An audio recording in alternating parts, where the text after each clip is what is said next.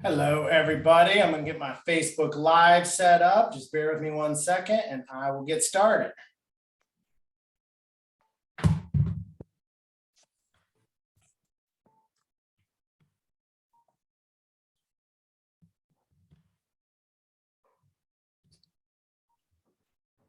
All right. So today we're talking about leads.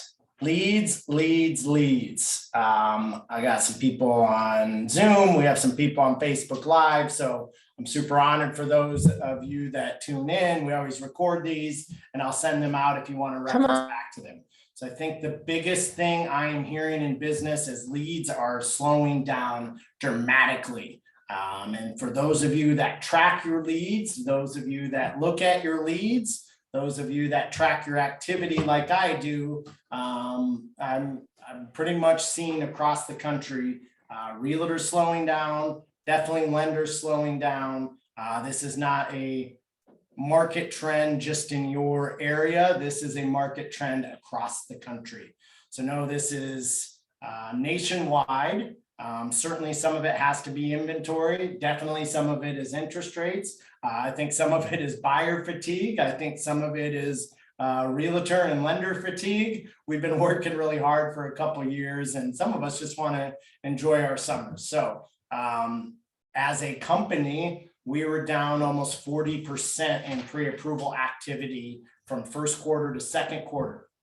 I mentioned that I coach mortgage lenders across the country in a great coaching program called the Core Training. I don't have one student that's not down in their leads, not down in pre-approval activity. And keep in mind, most of my students make $1 million a year and have $1 million in the bank. So they're not like newbies. They are freakishly good top lenders in their market. And these are the best of the best that I see. So if that's happening across the country, across the students, happening to me, I've heard from many of you that it's happened to you, then it's just a trend, right? And we have two choices when these things happen. Let the market dictate how much we're going to make, or we control the market, we make the market. So one thing some of my loan officers are on, they'll tell you I'm just pounding massive outreach right now. I think we got to do twice as much work to still do less business than the last 2 years. And I think many of us got out of shape with the last 2 years. Not that we didn't work really hard. Please don't say that it's not that. It's that we didn't have to work really hard to bring the business in. The business just kind of came in. So we could not prospect hard. We could not funnel our leads. We could just work with anyone that came across because it was pretty easy and everyone was buying and there wasn't enough of us to go around. Now the exact opposite. There's too many of us, realtors and lenders, and there's not enough clients to go around. So what are you going to do about it? What can you do about it? I think there's 3 things that we can do about it, and then I'll get started on how to filter this. So the number one thing that you can always do to generate new leads, no matter what, number one is 30 outbound calls a day. 30 outbound calls a day. It takes me about 40 minutes to do 30 outbound calls. These are proactive prospecting calls, asking people that know, like, and trust you to refer you business, but also seeing how you can refer them back. So I think the number one thing you can do is make 30 outbound calls a day. I think the number 2 thing you can do, and I'm friends with some of you on Facebook, you do a really good job of this, is make sure everyone knows you do what you do, right? I always tell this story of being at Christmas with my aunt and uncle. This was like 10 years ago before I got in coaching. I was about 9 years in the mortgage business, 8 or 9 years. And it's at Christmas. And we're literally going around talking about different stuff, opening presents, and they talk about how they just refinanced. I'm their nephew, right? They only have one nephew, right? And they didn't use me to do their loan. So I love them dearly, and they just didn't know that's what I did.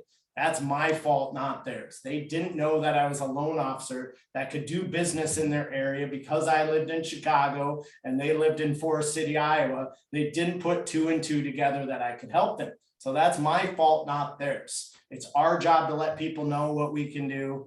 It's our job to let people know what areas we can help them. And then the third thing, which is super important, it's our job to help people with the things we can help them with.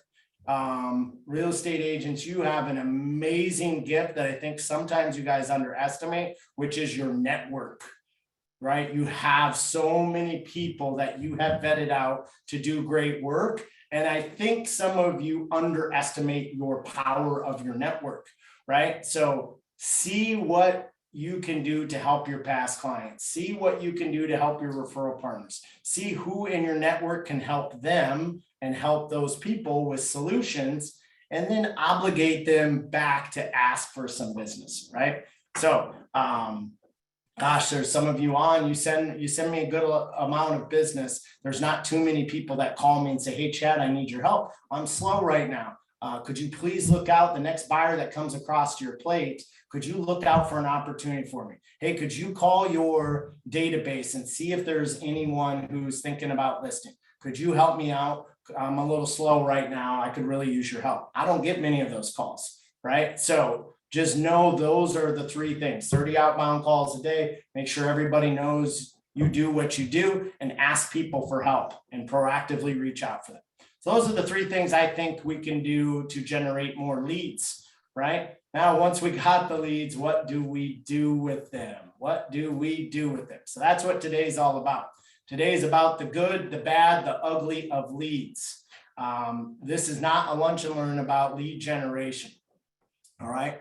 The purpose of here is once you get the leads, you don't have to help them all. And you will fall in a trap if you try and help everybody and be the end all be all for everyone. You will either have a burnt out life or you will not run an effective business. I know because I've tried to help everybody. So there are good leads, there are bad leads, and there are ugly leads.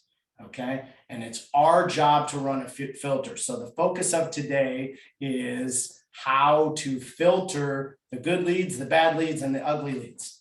So the good leads are small and easy and pass through quickly. And what I mean by small, if you're looking at this funnel, they go through quickly. They don't clog up your system.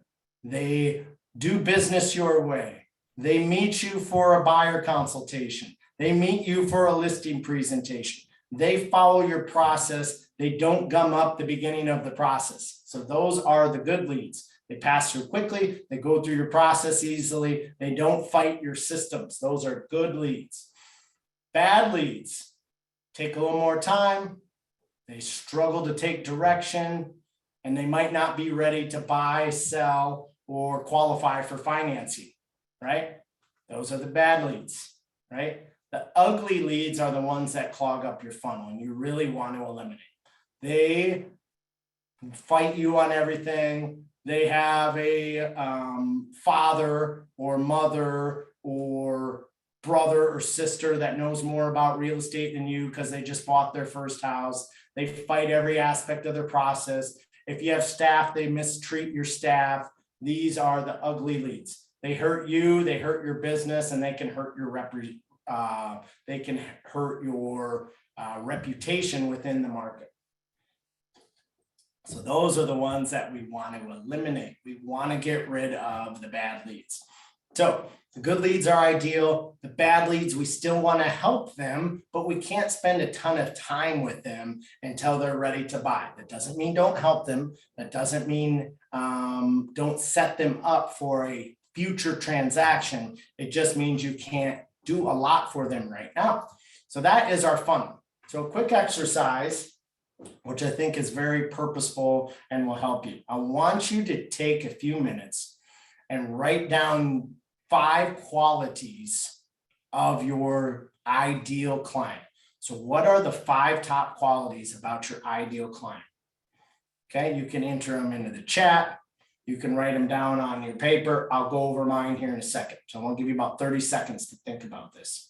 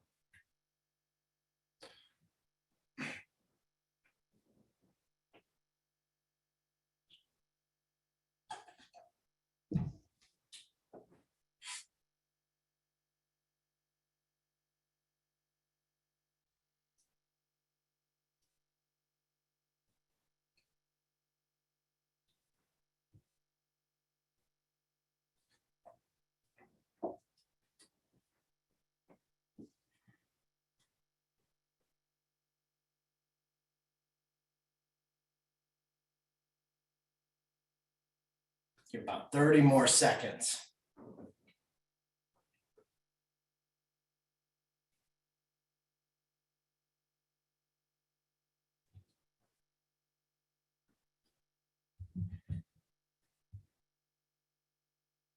All right, so I'm going to go first, and feel free to share. You can unmute yourself and share. I'm going to go first. My number one quality of a great client is that my referral partner referred them strongly with value. I didn't feel like I was one of three names given. I didn't feel it was like, hey, call this guy. There was a strong email. There was obviously some communication with the client of why they should use me. And I feel like I was set up strong with value. That is being referred strongly with value. So that was my number one, far and away. Number two, there was our template. We have a template of how we'd like to be introduced, used, and I received both their email and phone number. So I could take the communication off my partner and take over the communication and tap them back in when it's ready. And most of my partners are realtors, and I want them to be able to go work on that next lead while I take this step and this part of the process. So number two, that our email template was used. Number three, they follow our process. We have two distinct meetings called a home buying consultation and a loan selection meeting. The home buying consultations are pre-approval meeting, the loan selection meetings once they're under contract. That the clients follow that. I had a client this weekend or a lead that didn't follow our process. Guess what? It's a mess, right? All over the place of what they qualify for. Credit wasn't rock solid. Interest rate about 2% higher than they were expecting because their credit's not great, right? Candidly, probably a waste of my realtor's time taking them out all weekend, right? They should have followed the process. Number four, they want our expertise and guidance. They seek out our advice. That's super important to me. And five, they are professional, polite, and kind to my staff. Those are my 5 non-negotiables. Those are my ideal clients. Cool. Anyone else have any they'd like to share?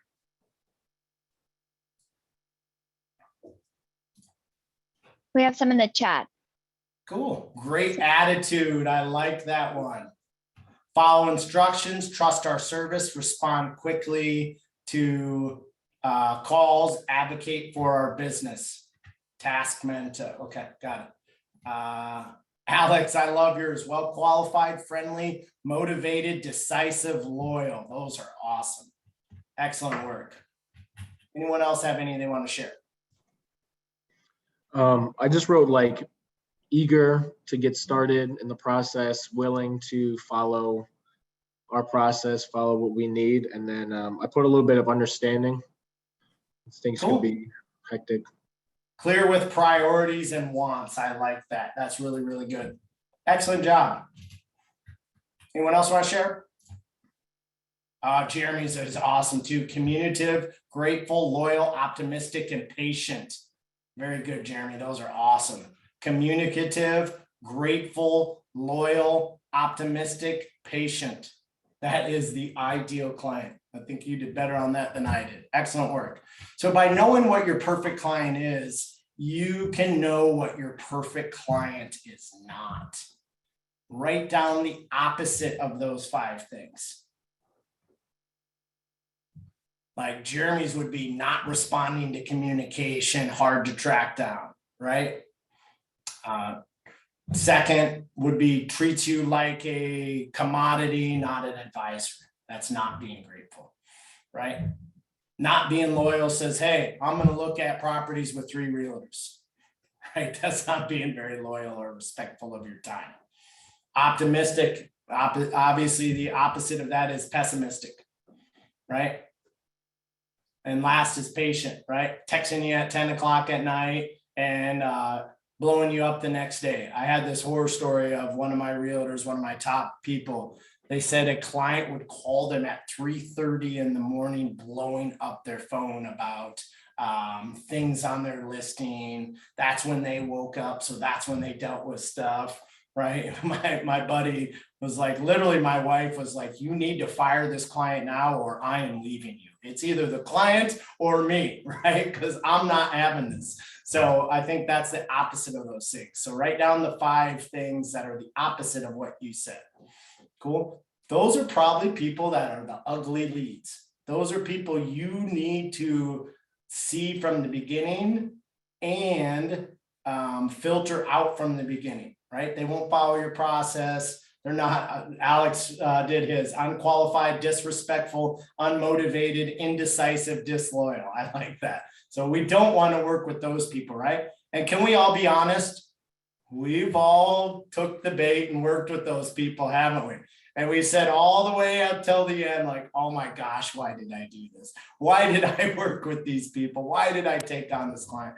And I know if any of you were like me, you've definitely taken on people that you never even end up closing, and they took tons of your time, tons of your gas money, a lot of patience, and probably some years off your life. Can we all agree that we've done that? I agree. We've all done that, right? So these are the things that as you grow in your business, you will be quicker and more decisive of whether to take people on. So I'll show you some ways that I do it, right? What's the goal of a good lead? Like, what is what we want from a good lead? We want them referred the right way, right? People that are referred the right way, that's a good lead. So I always want my clients emailed to me with phone numbers and obviously with an email. I want the person referring me to email them to us, introduce us to the client, say why we're good. We use a template, give them my number, give me their number.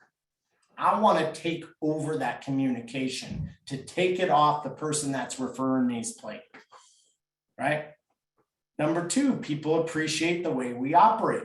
I think if we refer people with value and we let them know about our experience, and then maybe let them know about an experience that didn't go so well when someone didn't use our preferred realtor or didn't use our preferred lender, they're going to appreciate more the good service when we tell them what the opposite of that is, right?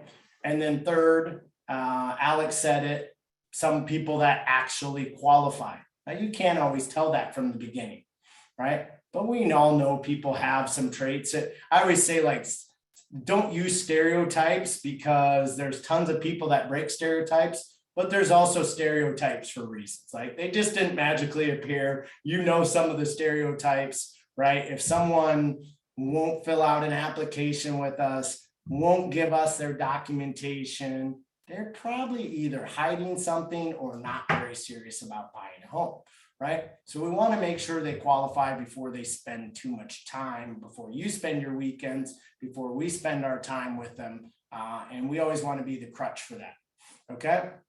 So help also your clients. If you show of hands, how many of you get referred a lot by your past clients? Right? Hands raising her hand. I do as well, right? I want to tell them how Jeremy Butterfield raised his hand. Thank you, Jeremy. I want to tell my clients, here's how I like to be referred. Here's what I would like for you to say, right? I do the same to realtors. Here's how I would like to be referred, right? This is what works for us. This is when we're at our best. Please refer us this way. So make sure we train and talk about how we want to be referred. All right, so what are the bad leads? We talked about this a little bit, but people that are not in a position to buy or sell today, right? Now, that doesn't mean we don't overcome objections. People are going to use these objections to not start business with us. It is our job to overcome the objectives, but it's as professional salespeople, but it's also our job to realize when this is not going to happen, right? And to set up a follow-up plan so when it can happen, we're there to capture the business. I believe 90% of people will buy and sell real estate. It's just whether they're going to do it with us or not. Okay. So don't let the people that can't do it right now consume too much of your time. These are bad leads. So if you think about this, we want to help the good leads. We want to get them in our process quickly, right? We want to get them through the process quickly. We also want to help the bad leads. We want to identify that they don't qualify. We want to put them in the right path for future follow-up and set up that communication. And we want to walk away with the ball in their court and have a follow-up plan with them. I'm going to follow up with you once a quarter. I'm going to follow up with you once a month. I'm going to follow up with you twice a year. Whatever you think that proper follow-up plan should be is how we should be reaching out to them. But we have to create finality.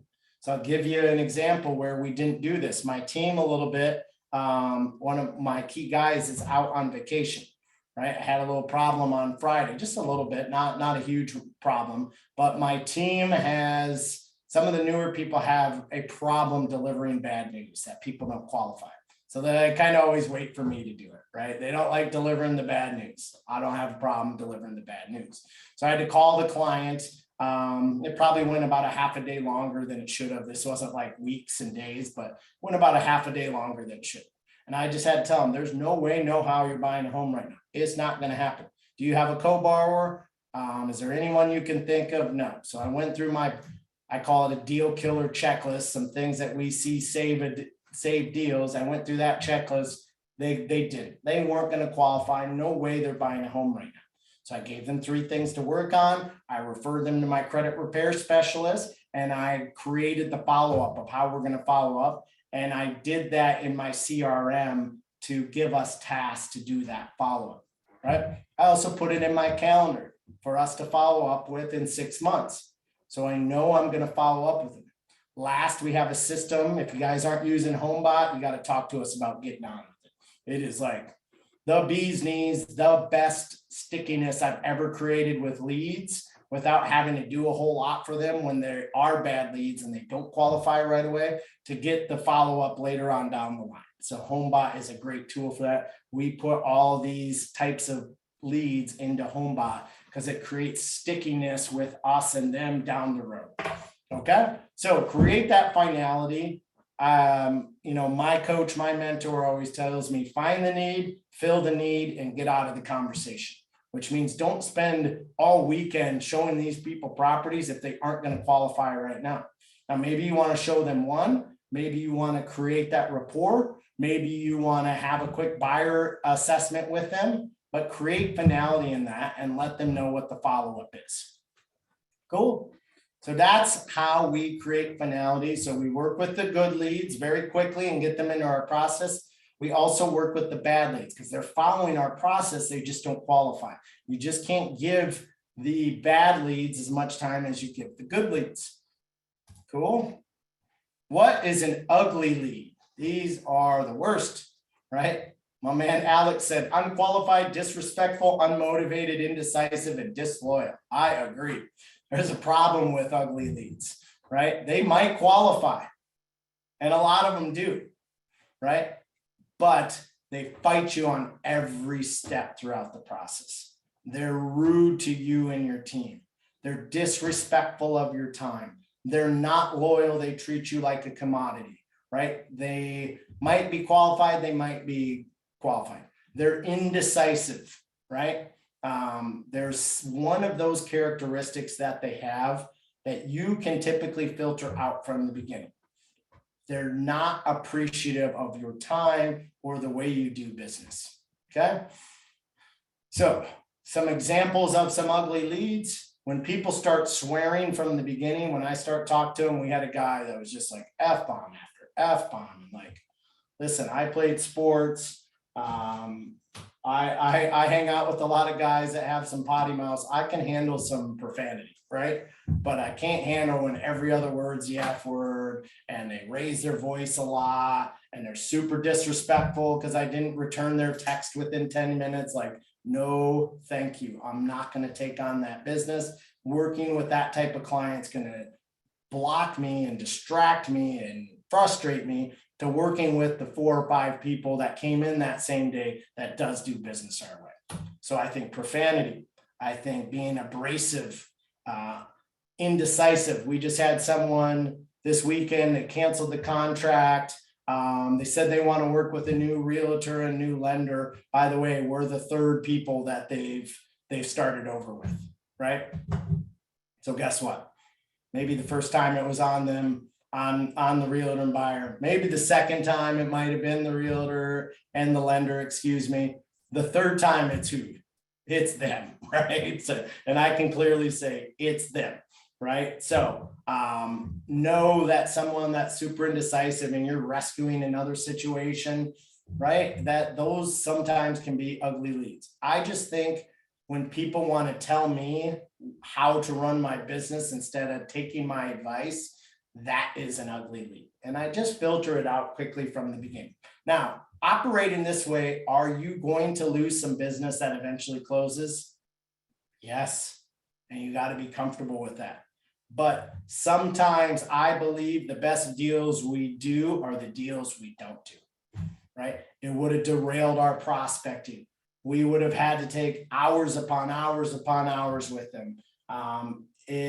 We get the deal done, but we're so exhausted. We're so frustrated. We spent so much time on it and they're not like, I'm happy to do all those things, but I want raving fans from it. I want people that are going to refer me. I want people that are going to be appreciative of it. I want people that are going to treat my staff with respect. So when I get any sense of that from the beginning, I'll usually talk to them about it once, let them know it's a non-negotiable in my business, and just say, hey, I expect not to have to talk about this again if you're going to work with us, right? So I always give one warning. When it happens second time, we just part ways.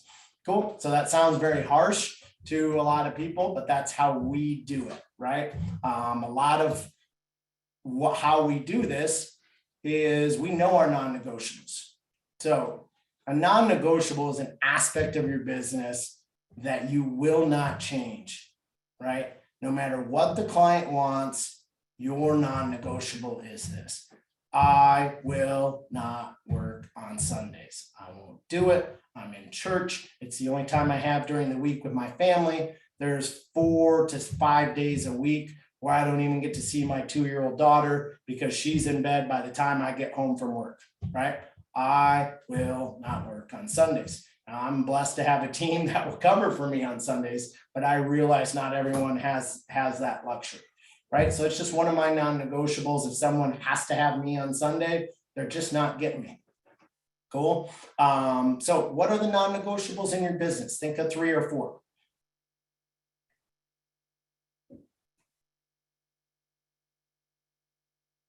These are standards that we need to set in our business that we must stick to. And it's easy getting blinded by a possible deal, but we need to remember why we set these rules.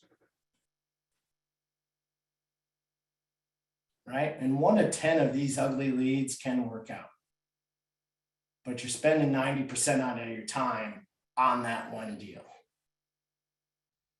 So what are 3 to 4 non-negotiables you have in your business that you can establish? And are you willing not to bend the rules? So I will tell you mine. Number 1, you must go through our home buying consultation process. Okay, that's a meeting with either me or my team captain, Derek, or my loan partner, Thomas. All 3 of us can take that meeting. We're very flexible in it. We give people from 7 a.m. to 7 p.m. right? But you got to go through that process. We got to pre-approve you. We got to have time to review your file. We have to check that all your goals are being met and that I think the house is not going to make you house poor and that you can meet your other financial goals you have. So that's a non-negotiable. 2 is no profanity with my staff. Non-negotiable. We talk about it from the beginning. 3rd is a request for documentation from me or my team. It has to come in within 24 hours, right? If it doesn't, you guys all have seen those clients that take forever to send in paperwork, right? It just leads to inefficiencies in the process. And number 4 is when you have frustrations, you call me and talk to them about them. I run the show. Everybody reports to me. If you got a problem, frustration, major question, major frustration, I want to be the one to talk about it. So those are my 4 non-negotiables. How many of you have some?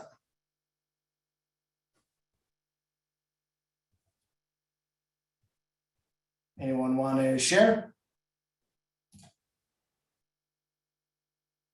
All right, I'll move on. Feel free to put them in the chat. Always be honest and forthright with me. I love that, Jerry. That's a really good one. I maybe should add a 5th, right? I do say that to the clients. Hey, I'm your attorney, right? Don't take me as the judge, the underwriter, right? It's like I'm your judge, or I'm your attorney, excuse me, against the judge on a murder case. I need to know everything so I can know what evidence to show them and what not. That's being honest and forthright. It's like when the clients try and hide something, that's usually when deals blow up. That's a great one. Anyone else? Honesty, and I don't work after 5 on Saturdays. I love that. Betty, that's awesome. I agree. Cool, those are great ones. So how do you deal with ugly leads, right? There's some compliance things here, right? There's some fair housing things here. There's things compliantly we have to be careful of in our profession before we just tell people to go away, right? So how do you establish that? Mine is a high barrier of entry, okay? Alex says refer them to someone you hate. You're on fire today, Alex. So I like a high barrier of entry. So I call mine my home buying consultation, okay? You got to get on a meeting with me or one of my staff members for 20 to 30 minutes. You have to fill out all of your application and let us pull your credit. You have to give me all of your documentation that I need to see if you qualify. Tax returns, pay stubs, W-2s, bank statements, investment accounts. I think too many people in our industry went to like speed and ease of use, and then your client has no skin in the game, right? When you just meet them out at a property to see it, they think of you as a tour guide, right?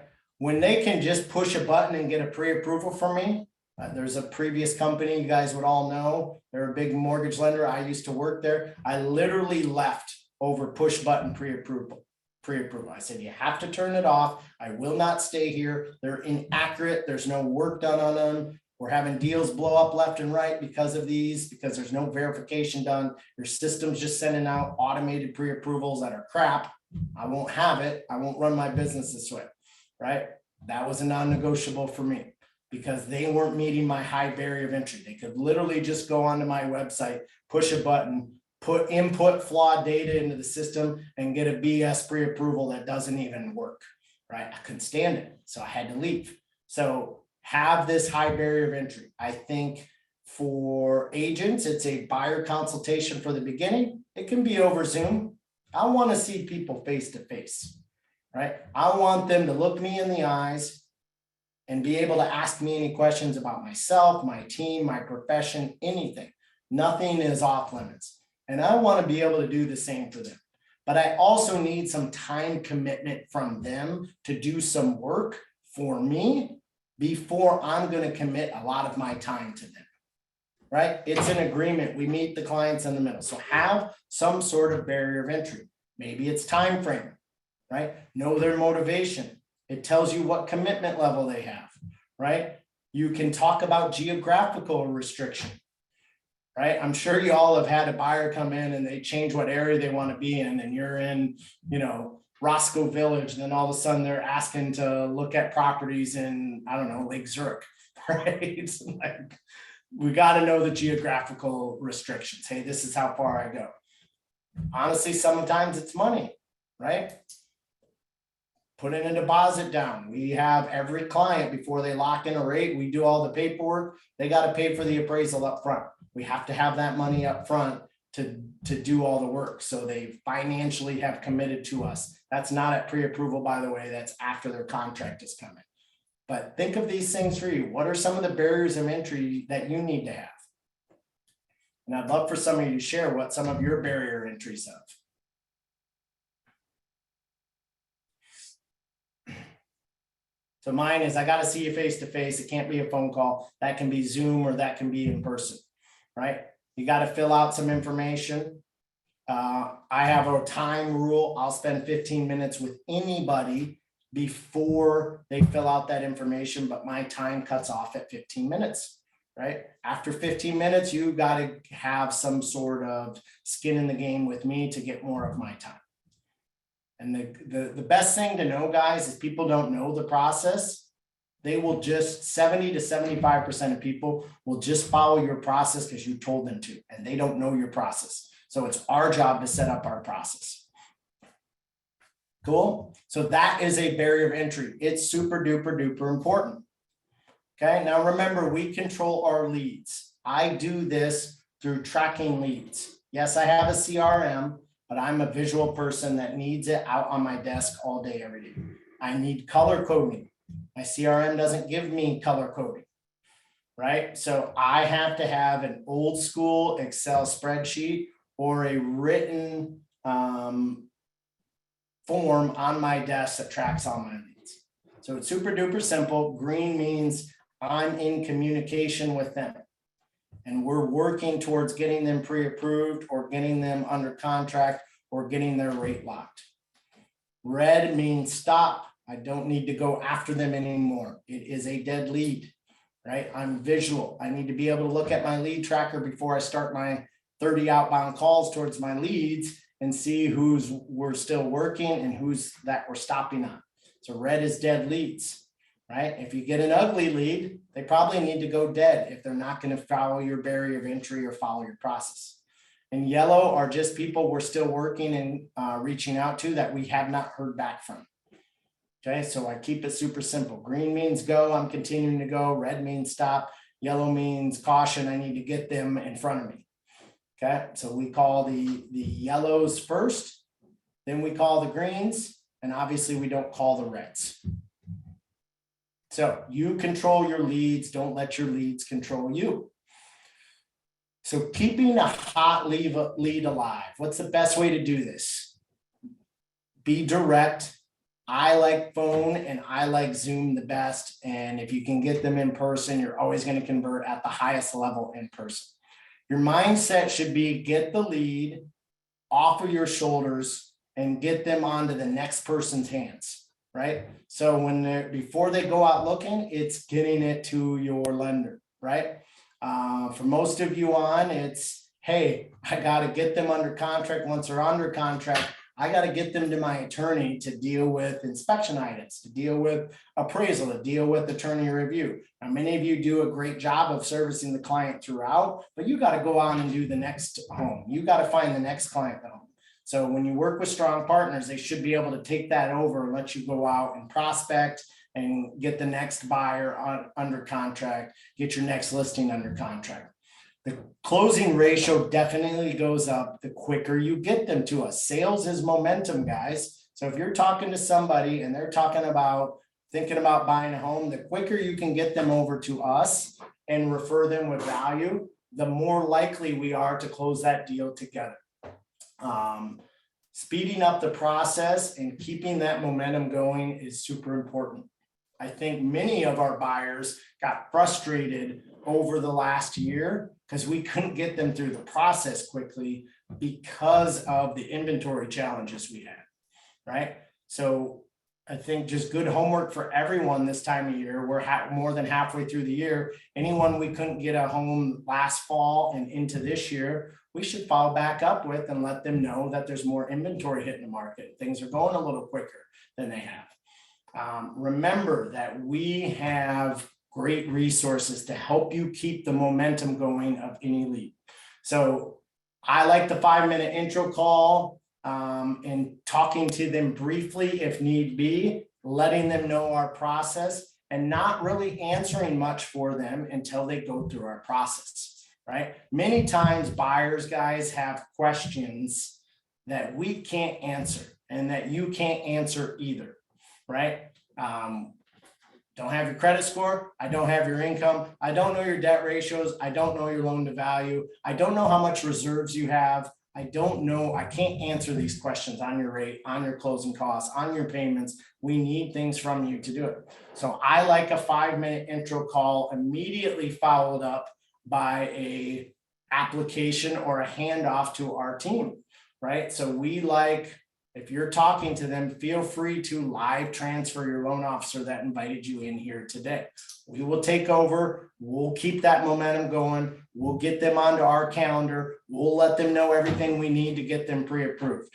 Remember, sales is momentum and emotions, right? 70% of our clients, if you know the DISC test, that's a personality test, are high S's. So we have to keep the momentum going before the emotions and fear enter in. So the quicker we can get them pre-approved, the quicker we can eliminate their fears, the more likely we are to put someone in a home. So just always remember those things. So we like live transfers. Our process through a hot lead is give us a call, transfer them over, send the email right away, call us and let us know the situation. I love when there's communication about what's going on with the client. I love when you tell us, you call us, or you include it in the email. Hey, this is what this client's going through. Here's what I think we need. It's a partnership together to work on these clients and get them under contract. Hey, I have my lender on speed dial. If you're ready, we can just call them now and get them started, right?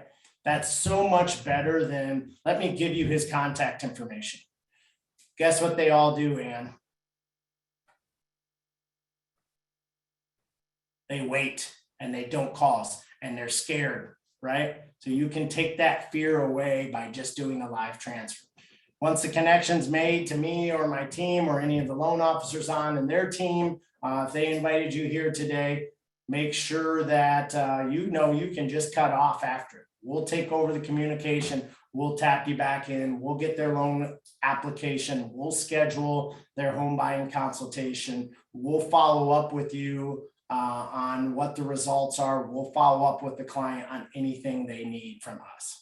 If we have easy pre-approvals and qualifications, if we get the client's documents and have their meeting by 1 p.m., you'll have that pre-approval same day. If it's complicated, self-employed, lots of properties, or a non-QM mortgage, which means non-conventional mortgages, portfolio loans, those usually will take us 48 hours, right? But our goal is always no missed calls, no missed voicemails, no phone tag, right? And when we get the live transfer, that's the experience the clients get. So guys, remember, your ideal business is a funnel. We let the good leads in quickly. We identify who they are. We identify that they are loyal, right? They want our recommendations. They want our advice. They are communicative, as Jeremy said, grateful, loyal, optimistic, patient. We identify that they are our ideal client. We want to get them through our barrier of entry quickly, right? The bad leads, we also want to help them. We want to set up a follow-up plan, but we don't want to spend a ton of time with them, right? We can't spend a ton of time with them if they're not ready to go now. I think we all waste a time where we could just create finality, have a follow-up program, and get them down the road when they are ready to buy. And guys, remember, the ugly leads can derail our business. They can derail our month. I know I've taken on a few deals where my team, after, it's like, oh my gosh, we're exhausted, or I'm exhausted. And the time I took to close that one deal, I could have got 10 other deals done. Can you all relate to that?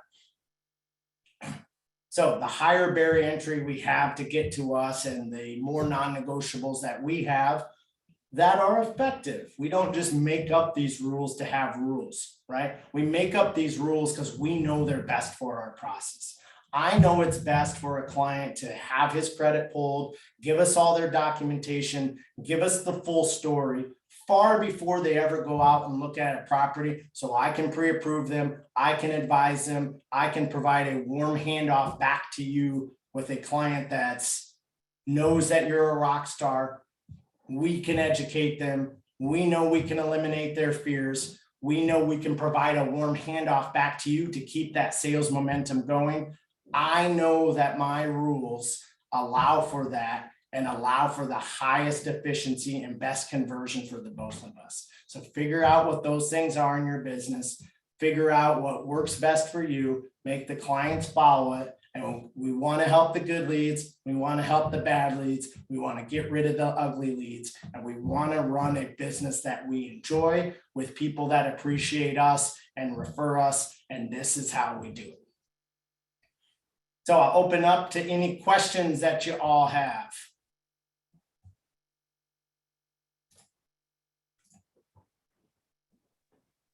Feel free to put them in the chat on Facebook Live. Thank you for all of you on Facebook.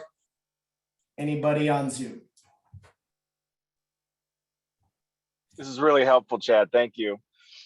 You're welcome, Jeremy. I think the toughest thing for me has been knowing when to kind of transition to being more picky and setting rules and things like that. You know, I'm in my 5th year of full-time sales, and I can say in my 1st year and maybe even my 2nd year, you kind of take what you can get, right? You get referrals from people. Person that, that you're right. Sorry, you're breaking up just a little bit. Yeah, no, I agree with you wholeheartedly. Like, I think the first 2 to 3 years in business, we definitely got to take almost anything we can that comes our way. We definitely have to try and service everyone. And remember, working with the ugly leads, and I don't know about you guys, but when I go through a lot of pain, I'm pretty good at fixing it. So I don't have to go through that pain again. Like, oh my gosh, I'm never going to work with that situation again. So I think we do have to learn and really develop our systems and our strategy of what works best for us.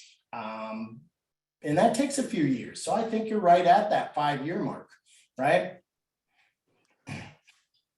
Tony, can we get a copy of this recording? Of course, man. Thank you for being on. Alex, after that live transfer, is it a 5-minute talk?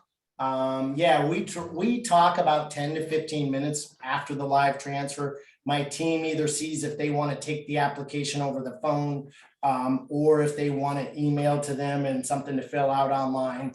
You know, I'd say nowadays about 80% of the people select doing it online, doing it on their own time, not doing it live, and that's okay. But we've found that there's still, like, I'm the old school person, right? I would want to talk to somebody on the phone. I would want to build rapport with them. I would want to give them the time to get all that information. So yeah, it's about 15 minutes. And then during that 15 minutes, we're advising them on everything we need. And then we're scheduling that 30-minute home buying consultation, right? So most clients usually spend about a half hour to 45 minutes with us, right? And then the second meeting is all about, once they're under contract, advising them on their loan options, giving them exact numbers, giving them their options and advising on them. Thank you, Chad. Super important. It saves us a lot of time. I think all the extra time we need in our business, sometimes we spend with people that we're never going to close. And if we can get better on determining who those people are, that gives us more time to prospect. That gives us more time with the people that do value what we do. And it gives us more time with those that we love most. Hey, Chad. Yeah. Hey, thanks for that answer. Yeah, I like having, just knowing the time frame so that when I'm setting up the, that consultation with the client, I can, prep them and let them know, hey, there's another, I can link you up with somebody. It's going to be about 15 minutes, all that stuff. Right. But one question I have, so say you get like an ugly lead come in, what's your practice or what do you recommend for dealing with the person that referred it afterwards? Like when they follow up, you know what I mean? Like, obviously you still want to thank them for sending the business but what what can you say? Awesome answer, right? I always have everyone deserves a second chance. I've been given a lot of chances in my life. I've certainly had my fair share of mess ups. So I believe everyone has a bad day. Everyone deserves a second chance. I don't just cut people out right away when they break one of my non-negotiables, but I'm very upfront with them. I tell them about it and I just say, hey, the next time this happens, we can't work together, right? I think most people weed themselves out by they don't want to do the work to go through your process, right? And the people that are going to abuse your time, that just want to look at a property and they probably have no intentions of using you as their realtor. I think if you make them have some sort of barrier entry, like you got to meet me at Starbucks for a quick 10-minute meeting, or you got to come to my office for a 10-minute meeting so I can assess your needs and make sure I can deliver on what you want. Most of those people will weed themselves out at that time. Any barrier of entry weeds those people out. Does that make sense? Right. Yeah, Right. but I call the referring person if they do break one of my non-negotiables and tell them that and say, we're so thankful you sent them to us. Hey, I'm going to keep working with them, but I do want you to know this happens, and I'm going to keep working with them because you're from you, and I'm super thankful. But if it happens again, I kind of already warned them. I got to cut them loose. So I just want to make you aware of it, and hopefully it works out. Right. So let me ask you a question, because you've been doing this how long, Alex? 2 years. 2 years. So Alex is a great example. Like, man, when he refers someone over, they are referred with value. The story is told to us. He definitely edifies us and talks about our process and our experience with him. And I found him to be one of the best of just his clients are freaking ready to go when they get over to us. So what are some things you say to them to make them so just referred with value and warm once we talk to them? Yeah, I think one of the main things I tell people, and that, and I get it from the team, right? This is something that Steph does too. And I tell them basically, I obviously explain that when I refer people over, like, I don't get any financial cut out of it or anything like that. But that what I do get out of it and what they get out of it is like peace of mind, knowing that the people that I'm referring them to, I know that they'll get the job done, and negotiating power. So I tell them, like, hey, I get it that you might have someone that you already know or whatever, and you can work with whoever you want. The benefit to working with Chad's team is they know a lot of other agents in Chicago. They're very familiar with the market. They will follow up and do a call for you. I can say with confidence, this is my preferred lender when I put your offer out there, and that's going to make your offer stand out. So it increases our negotiating power. And when they hear that, that's when they're like, oh, okay, I get it. Like that makes a lot of sense. And it's the same thing goes for other folks I recommend, but it all starts with, for buyers, with getting them approved and everything. So yeah, it's, hey, they got a great reputation. They might be the reason you get a property that there's a lot of other interest on because of their pre-approval letter, because of their name, because of their reputation. So you kind of, I call that what's in it for them, right? You give them a what's in it for them. Right. It's all about that. Yeah, that's super important. So I will end with this. If you got any more questions while I'm talking, feel free to put them in the chat. I believe these next 6 months will be the hardest 6 months we've faced in the last 10 years. I truly believe that. I truly believe there is a lot of fear in the market. I believe there are a lot of people stretched on their budget, and some of them don't realize it yet because of inflation. I think there's still inventory challenges. Now, I'm not saying the market's going to go backwards. I don't think that. I think the rapid appreciation is going to slow down, and we're going to see normal growth, 2 to 3% per year. I think that's the market that we're headed into.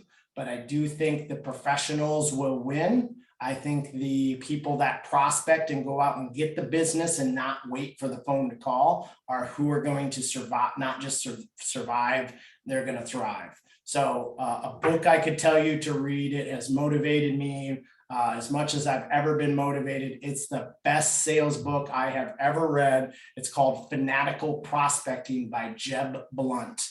Fanatical Prospecting by Jeb Blunt. right? And I'm in the core training. I'm a coach in the core training. I think a lot of you know that. I coach mortgage lenders and realtors across the country how to grow their business. Most of that growth is through teaching them how to prospect and not waiting for the phone to call and not thinking social media is going to give you all of your business. That's a pillar of it. You can certainly get stuff from social media, but it shouldn't be the only channel you go down to grow your business, right? Still, getting on the phone, meeting with referral partners, getting people to trust you, having relationships is what wins and what will always win. And this book lays it out better than anything I've ever read. So if you need a little motivation or you need help with your prospecting, like we all do, I've been prospecting since I've been in the core now for almost 8 years at a very high level. And there's still a bunch of things that I learned in it. So great book, great read. It will motivate you to work hard during these tougher times. And let's be honest, the last 2 years have been artificial.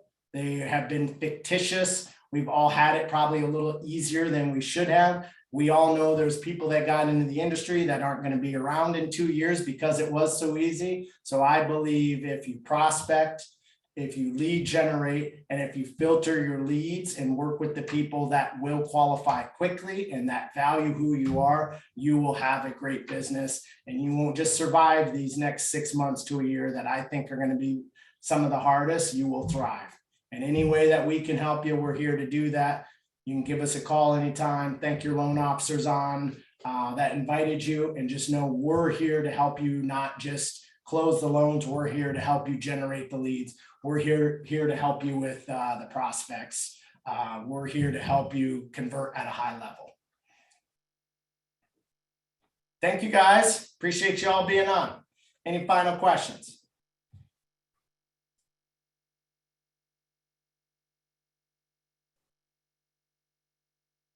You're welcome, Jeremy. Thanks, buddy. All right, guys, have a great week. Let's go out, prospect hard, and let's go get those good leads